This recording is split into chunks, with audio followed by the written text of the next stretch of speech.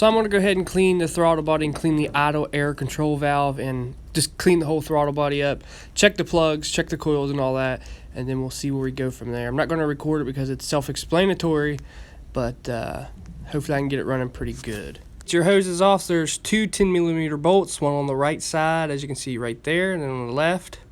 And after you get those off, you just pull this off like this, and there's your throttle body. Off your cruise control and throttle, they just pop off. One pushes towards you. It's pretty self-explanatory. And you have two bolts on top and a bolt on the bottom. So I went ahead and cleaned everything on the throttle body.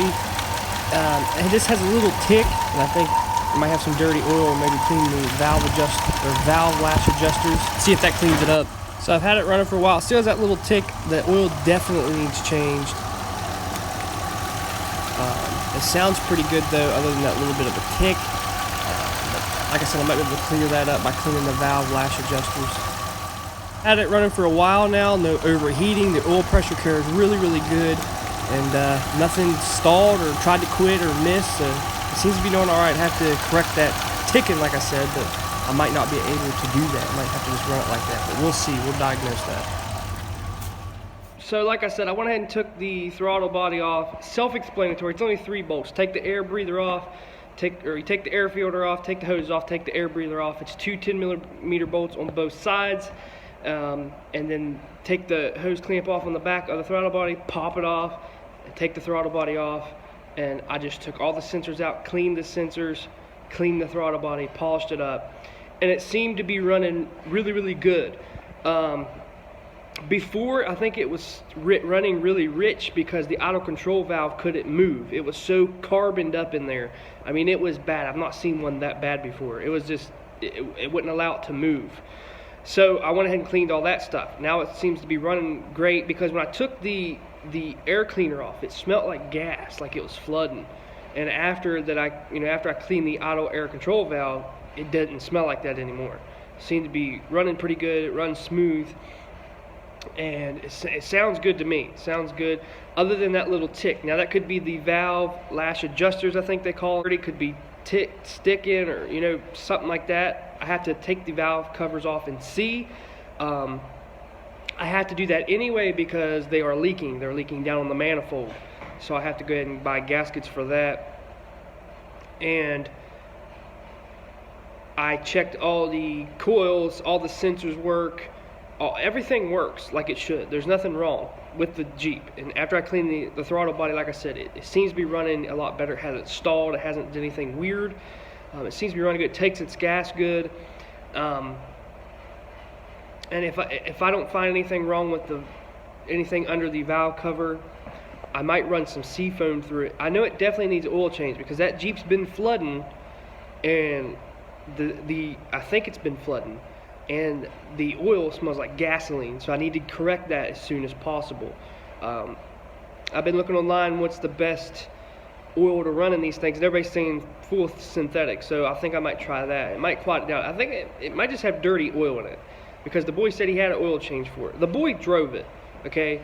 The story is he drove it and it quit. It stalled on him and he couldn't keep it running. And when I went and looked at the Jeep, that's what it did. You'd hit the gas, it would stall, you'd have to hold the gas to get it to start. Well, now you don't have to do none of that. After I cleaned the throttle body and the idle air control valve and cleaned all that, you just go over and turn the key and it starts right up. And it runs smooth. It's got all kinds of power. I put it in drive and about ran through the police building because we live right beside the police station. And it's more peppier, it sounds better. Next videos I'll be making, I'll be filming in detail, like what I'm doing. I'll be filming, taking the valve pan covers off and all that. But when you're trying to diagnose an engine and trying to figure out what's going on, it's hard to set up a camera, then go back to what you're doing and making sure, make sure everything's working right, you're in the right angle when you're trying to diagnose the vehicle. And I diagnosed it, everything come out good, and then I seen how corroded and nasty the throttle body was, so I took it off, cleaned it, and it seems to be running really, really good. Has some new sensors on it, so I don't have to replace the sensors. If you have any thoughts on what the tick may be, leave them in the comments below. I just think it's a valve train tick. It doesn't sound like the timing chains are slapping because they slap louder. It just sounds normal to me. My Hemi ticks like that. Like I said, if I can't solve it, I'll just run it like that. And if a rod blows to the side, the rod blows to the side. You know what I mean? That's just life. That's just what you get when you get a deal on a Jeep and it needs diagnosed. But it don't overheat. It keeps its temperature really, really well. It doesn't look like it's been overheated or anything. The motor looks really, really good. It just, except where nobody's changed the valve cover pan gaskets. They're leaking all over the place. Like, you run it for a while and you can see the oil just pouring out. And the oil is disgusting in it. I've never seen oil so dirty and nasty. So definitely be changing that. And once we take the valve pan cover off, we'll see how much sludge is in the engine and what it looks like. And like I said, if I have to, I'll run see-through through it. People has really good results on that. So I just wanted to update you. I don't want to leave you guys in the dark of what I'm doing.